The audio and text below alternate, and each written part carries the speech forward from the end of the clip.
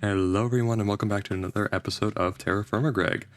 Here is all of the IVH. So a couple of you were asking how far we wanted to go in like the Greg Tech portion, and I hope the pace of this episode kind of answers your question.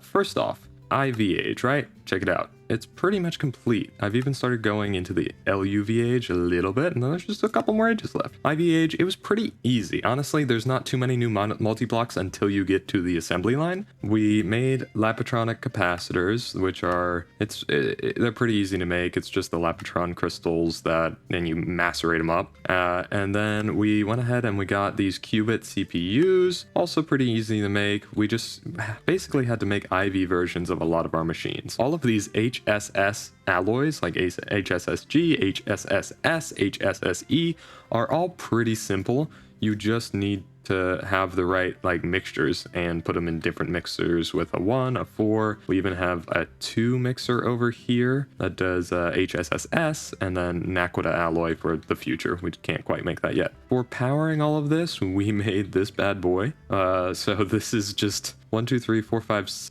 large combustion engines all hooked in at the bottom with quadruple input. So we have the oxygen to boost it, lubricant of course necessary, and then a hog, high octane gas. Maintenance hatches on the bottom, and on the top we have our muffler hatch, and they all output through 4 amp dynamo hatches on the back. The uranium triplatinum is the superconductor for EV, I believe. So we use that and go into these EV battery buffers, and then this transformer powers these machines, which I really should change to go into at least a battery buffer like I did in here. This battery buffer, and we have an IV diode that transfers that transformer goes from EV to IV, and then using these platinum cables, this IV diode goes in here and powers this insane voltage battery buffer, and boom, we have all these IV machines ready to go. None of this is too different, right? They're just the same things: chemical reactor, cutter, turbocharger, battery buffer. I think back there is the elite assembler. It's all, same exact machines as before, just the elite versions of them, and then a bunch of new alloys and stuff that we needed to make, like HSSG, all of these, right? We got the HSSG coils, so that's an upgrade for our EBF over here. It's running at IV, and you'll see HSSG, oh, that's 3 S's, that's not right. HSSG coils, they have a 250% processing speed and 60% energy usage, which is really nice. Great bonuses, right? That's this quest right here. The vacuum freezer, I went ahead and changed this one to no longer produce the distilled air, the liquefied air, and I can turn it on and produce some liquid helium, because that is very important in cooling a lot of these new ingots, right? So like the Naquita alloy in the future, trinium, HSSE, that's what I used it for, also Naquita. So you need liquid helium. I just set up this vacuum freezer to make it instead of constantly making liquid air. Now that means these resources are going to start to deplete, but as you can see, we have absolutely plenty of them, and we're getting them through alternate resources too. In terms of new circuits, we got the high power integrated chips, which were just the medium power integrated chips with some indium gallium phosphide, which of course is indium, gallium, and phosphide, and some liquid vanadium galide that just required the IV chemical reactor, and the MPI chip we've made before. For the, where is it? The indium gallium phosphide, right? That's easy to make. The indium was only a tricky bit. Indium, this is the route we're going, right? We get it from aluminum dust and indium concentrate, and you get that indium concentrate from mixing purified sphalerite and galena and sulfuric acid. That was easy to do. That got us our indium. We have nether stars now, which again, pretty simple. These are just the upgraded versions of all our circuits. And then I encountered a little bit of an issue over here. First, ZPM circuits, right? Look at this recipe. It takes 48 annealed copper wire. If we come over here and we grab a annealed copper wire, you can see it only stacks to 32. So that's where this machine comes in. I think we have to use the assembly line to actually make it. So that's what this episode is going to be. We're going to make this big assembly line that says not a multi-block assembly machine, when it obviously is a multi-block assembly machine. There's one thing I don't have here, which is the advanced data access hatch. So let me go and make that real quick. And it looks like to make this, we do need data sticks. Interesting. How do we make data sticks? Take a look here. Circuit assembler. Oh, pretty easy. Okay, I'll get this cooking up. Of course, we do have an elite circuit assembler now, that IV version, so this should be pretty quick. And real quick, this data access hash already finished. If you notice, when I made the recipe, it only put 1 of here, so I had to manually make it so it put 4. But we also made the new rubber, which is polybenzimidazole. Oh my goodness, what a name. But I set up this awesome setup for LCRs, right? So the energy hatches are all on the bottom, and they're all EV, so all of these run at IV. They have 2 energy hatches in the center each. They have a quadruple input and a quadruple output, and if they need any physical things, the input buses I put in the middle and the top. So we have exports, and then I'm of course doing the same setup I've done before with the level emitters, and then the export buses with redstone signals. Another new thing I've done though, for this polybenzimidazole setup, is I've added these little storage monitors, which I think are really cool. And you can lock them so they don't change, but this makes nitrochlorobenzene, which is, we're using this recipe, nitric acid and chlorobenzene, and then I had a minor interruption. What was I talking about? Yes, the benzidine is this fancy little recipe, the nitrochlorobenzene that we made, and then some hydrogen and copper dust, and then we make diaminobenzidine, which is dichlorobenzidine, which is that, right? And a little bit of ammonia and some zinc dust, and then the diphenyl phthalate.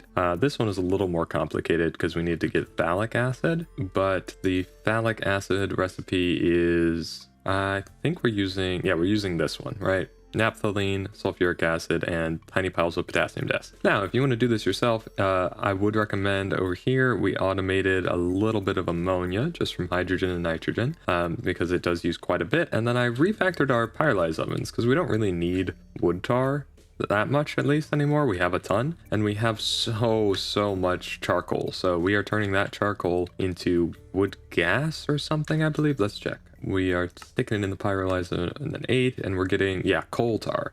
And this coal tar I'm actually distilling in a distillation tower to get that naphthalene. I don't know why it's not running right now. Is it because this is full of ashes? Yeah, okay. Let me grab a super chest and pop that down right here, just so that ashes never, we don't have to worry about that. Okay, there we go. Now we're getting a bunch of naphthalene from a distillation tower that I went ahead and made way over here. As you can see, naphthalene right here. Hydrogen sulfide, creosote, phenol, durian, some other somewhat useful resources. I think right here is going to be where I make this big assembly line. So let me go ahead and make this thing. Okay, I made it. There's a couple weird things about it. So the bottom has to be ULV input buses. That's why it's raised up so high, because MV input buses have too many item slots as input. They can only have 1 each. And then the output has to be at the end. These, I know they look exactly the same as the solid machine casing, but they have to be assembly line casings. Just that layer of 5 there on the inside. And then of course we've got our energy hatch here. These all have to be assembly line gratings or a data access hatch, and then the assembly line. As you can see, there we are, IV recipe mode. So actually what we need, because the input stacks for this quantum processor, we need this large circuit assembly facility, which is, wow, a huge multi-block. But I think we can easily make all of the components for it, and I've already started. Large scale assembling casings, elite parallel control hatch. Yeah, this is gonna be what we need. Holy crap. Let me get everything we need for this, I guess. All right, so to make this large circuit assembling facility, we need stellite, and the only way of getting this is making this alloy blast melter. Good thing we have everything we need to make it right in here. So let's get started on that. This thing is massive. Yeah, let's look at this. Enormous, right? Oh, how did I, hold on. Yeah, look at that. Huge. Let's go, where should we make this thing? Maybe over here by the thinkers? Why not, right? No, I'll make it behind here. Yeah, and there it is. We've done it. Just gotta perform a little maintenance. Let me grab. And there it is. We've done it. Performed maintenance. We're good to go. Alloy blast melter IV. I just need to run some EV power over to it. You know what? I think I can do it just from over here. So this will be pretty easy to do, right? Can I just... There we are. Easy as that. It's powered up. Now this alloy blast melter we can make molten stellite in on circuit 4. I'm going to put this in here and then connect our ME system somehow. And I need to make this a proper pattern. Hey, our large circuit assembling facility is finished being crafted, so that's progress. And then, is anything else done being crafted? No, not yet. I'm just making this a circuit, And then I'm going to come over here. I grabbed more Fluix cables. I'm just going to run it so sloppily. Look at that. I think Flurben was cleaning up cables downstairs at one point. Sorry, Flurben. Not anymore. So now molten stellite should be craftable. Oh, that's the input hatch. I want the input bus there. Is that going to be in? Oh, plenty of slots. Let's see if we can request this. I have a crafting terminal on me right here that I like to pop down. Stellite. It's going to be molten stellite, but it should come up. Yeah, give me a bucket of that. Missing 4 iron dust. Yeah, that's a common problem right now. We're low on iron because we're using it to make absolutely everything. I think we can get some from this pyrolusite, and then this crushed vanadium magnetite. Just not going. What? I'm having issues with these buses for some reason. Crushed vanadium magnetite. Can you work, please? Why are you not working? Output the bottom. Are you turned on? Oh, now it's going. Okay, so we should be getting iron dust soon to test this bad boy out. Never mind, we have 17,000 iron dust. It's just not input into the recipe properly. A lot of you guys are having issues like this, right? That's not the right one. Plus, would it be this? Yes, it would. Thank God. So here, get rid of that. Grab 4 actual iron dust, and then boom. Now that should work. Let's go test it out. And request me some molten stellite. Does this make 1 bucket? It does make 1 bucket. Should be putting everything in here, right? No. Input bus. Input pattern provider. Input bus. Molten stellite. What? Oh, it looks like it's crafting up some hydrogen for some reason, because it needs to combine that maybe with tungsten. There we are. Now it should be...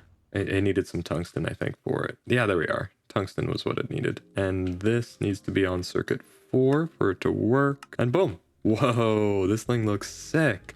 I gotta get a screenshot with this. It takes 94 seconds to cook up the stellite. That's insane. Holy. Okay, well, I'll come back once this is done, I guess. And there's our molten stellite going into the system. It's good to go. This does take quite a bit, so I requested a bunch more. And while that's cooking, I'm going to start making this giant circuit assembling machine. Yeah, this one, a large circuit assembling facility. So let's start making that. We're going to get a bunch of multi-blocks done today, I think. And next we have the advanced circuit assembler. I upgraded our input bus to an MV1 instead of this ULV1, so I can leave a casting molding unit in here, and I have our molten stellite going into here to being cast into stellite 100 ingots. So we should have those now, and I can teach our system how to make the plates pretty easily. Let's hit U, bender, and right here. This should be simple.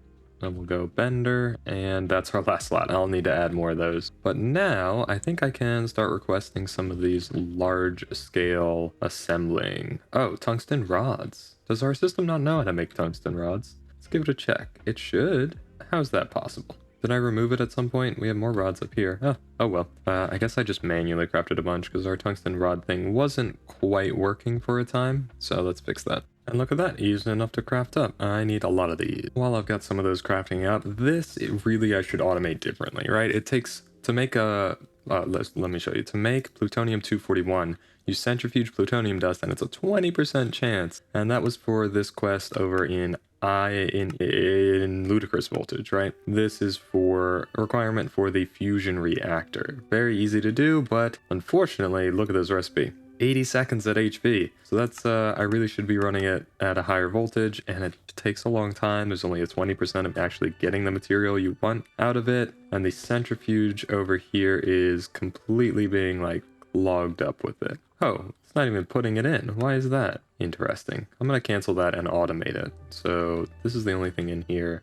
Just void it. I'm going to automate this just so, oh no. I fixed it. It's okay. And now I have plutonium-239 going into here and being centrifuged, and then it'll take everything else out. All right. Let's, there's a lot of elite multi-blocks we've unlocked. And to account for all of our new items, I taught our system how to make 16x item storage cell housings. This is the best we can do so far till we get a better assembler. So I'm going to make a bunch of these and refactor our storage because I don't think it's a good idea to use those vaults anymore. As useful and as easy as they are, I don't think it's a great idea to keep using them. Let's make a bunch of 16x, why not? Now, with all those 16x drives in place, I do have to figure out how to import all of this into our system. Maybe just like so. Stick an import bus on there with a ton of speed upgrades. how long is this gonna take? There's a lot of items on here. Because I think the problem with these things taking so long is not the crafting speed or anything. These should be pretty quick. It's the inputting and outputting of like these things being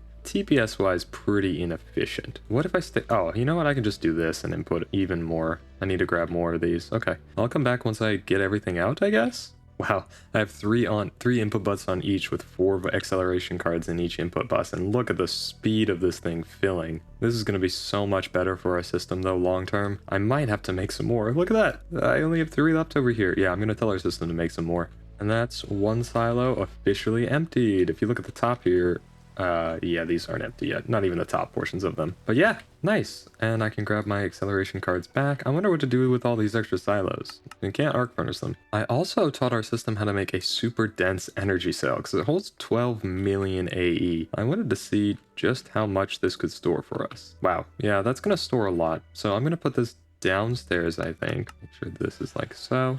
Does it hold the energy? Yes, it does, even if you pick it up. Actually, it's already got 1 million in it. That's not that much. Let me pop this downstairs. No, I'll leave it upstairs. This is like a just-in-case backup buffer for our ME system. And as you can see, it does know how to make them. And it's crafting up more of these pretty quickly. Nice and easy. And holy crap, these are almost all full. And this one's completely full. Yeah, I might... all these little 1Ks are full. That's funny. I might get rid of those actually and make them all 16K. I also probably should start making 16K fluid ones, although the fluid ones hold way more than the normal like item ones, and the fluid ones, we don't have as many fluids as items, clearly. Like these are all of our fluids, but then here are all of our item types. You can see way more types, and the type is really the limiting factor on these. And another one's done. These craft up very quickly, and they're actually pretty cheap. This is almost instant, 0.5x, and we're running it at EV, so it's instant. And then this portion is only takes 10 seconds, and it's just you know, a couple plates, some dust, a processor, liquid steel, and IV circuits. Pretty simple. I think these might be empty by now. Let's take a look. Yeah, okay. Oh, well, this one is. This one not quite yet. Well, that's okay. So I made the large assembly facility, circuit assembly facility, and then I realized this recipe requires a clean room, as do most circuits. And I don't have the cleaning maintenance hatch yet, which makes it a clean room. That takes ultra voltage, UV, which is the last ultimate voltage. So I have to dismantle this, and I have to figure out how to fit it in there. I'll probably make a second story. All right, it's made. I put the ME pattern provider with all our different circuit recipes on it, and this will be the moment of truth. As soon as I find where I put my wires. And I think I need to put an import bus right here. So I go ahead, it puts it back in our system. Now, if we request a, what is the best? Quantum processor mainframe. Let's start that request. Oh no. I need an input hatch facing this too. You know what? I have an idea. What if I put this here and then put this right here? Shouldn't that work? Let's see. Put the patterns back in. Is that gonna... Is that what I wanted to do? Missing HSS. Yeah, I know. Okay. Come over here, cancel this one, and then let's see if this will make it. Quantum processor mainframe. This should be the recipe in here, and it should input there and there. I don't know why it's not. Hey, I fixed it. It's got 18 seconds. So I think it was the problem of the inputs. Since all of the recipes use soldering alloy, haha, you taught me how to say that word. Since all the recipes use soldering alloy, I went ahead and just made it so the export bus, it always has soldering alloy, and then I'm changing all of our recipes, like so, to get rid of the soldering alloy requirement. So this will make things a little easier, and it'll make it actually work. Good news, right? Easy fix. And make sure there's no soldering alloy on this one? No. Okay. So now we can make all our circuits in here, and it should be relatively fast. It went ahead and made our first ZPM circuit. Quantum processor mainframe. Look at that. Achievement success. Okay. So we've completely finished IV. Isn't that awesome? That's incredible. The assembly line, aka the ass line, which is hilarious. I will be making it way bigger. size 10 to get started. Wow, that is not what I have it right now. Keep the input hatches permanent filled with soldering alloy lubricant and styrene butadiene rubber. Okay, I can do that. IV superconductors, they are going to be necessary. I just haven't bothered to get the samarium. We'll figure it out, I guess. For now, thanks for watching. This is a big episode. We have our new circuit assembling facility going, which is awesome. I can get rid of a lot of the stuff we were used to use circuit assemblers for, and we have our alloy blast melter, and we have our, what is this thing? Assembly machine, right? Assembly line. So this is big progress. I'm gonna refactor a few things in between episodes. We might need to start getting more power, which might mean this, extreme combustion, but check it out. We are done. Also, one little thing. I've been making configurable maintenance hatches. It makes it so there's 3 times the more maintenance required, but that's nothing. There's very little maintenance required ever, and I could stick some tape here if I really wanted to prevent problems. But our recipes are 90% the speed, so they're about 10% faster. 90% the time, right? So recipes run 0.9%, 0.9 acceleration. Much better. Much more useful. I'll probably stick some of these on our other ones. They're pretty easy to make now. So, as always though, have a good one, everyone.